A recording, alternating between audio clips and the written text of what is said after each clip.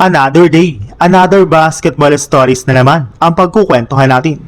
At ngayon nga ay pag-uusapan natin ang balitang napakalaking po ng hinihinging kapalit ng Bucks kay Giannis at ang balitang nag-iisang paraan lamang ng Lakers para makuhang muli si Anthony Davis. Hindi nga po katulad ng nagdaang trade deadline, mukhang mas desidido na talaga ang Milwaukee Bucks sa pag-trade sa kanilang superstar na si Giannis Antetokounmpo since magpo-focus na nga po ang kanilang team sa pag-rebuild ng kanilang lineup. Ito na rin naman nga po ang mismong dahilan bakit mas madami na ang mga koponan na sinusubukan ng kunin si Giannis sa isang trade katulad na lang ng Miami Heat, Minnesota Timberwolves at Boston Celtics.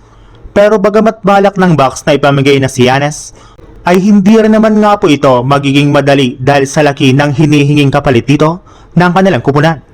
Sa sobrang laki nga po ng kontrata ni Giannis at ng kanyang trade value, ay gusto nga po ng Bucks na makakuha sila ng at least 10 draft picks kasama na dyan ang ilang mga first round picks, second round picks at pick swap. Bukod rin nga po dyan, hihingi rin naman nga po sila dito ng ilang magagaling na batang players bilang kapalit nito.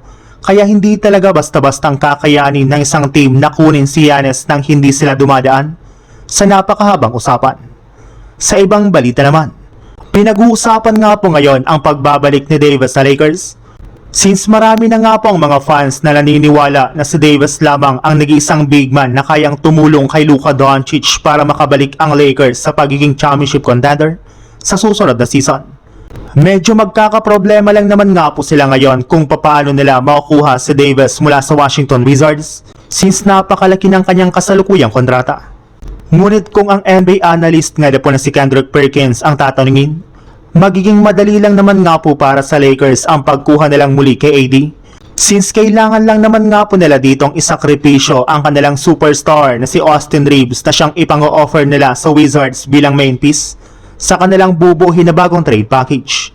Sigurado nga po na hindi ito tatanggihan ng Washington Wizards since magagamit nga po nila si Reeves bilang kanilang pinakabagong franchise player sa mga susunod na taon. Hindi nga po katulad kay Davis, hindi rin naman nga po pronto injury si Reeves kaya mapapakinabangan talaga ito ng Washington Wizards.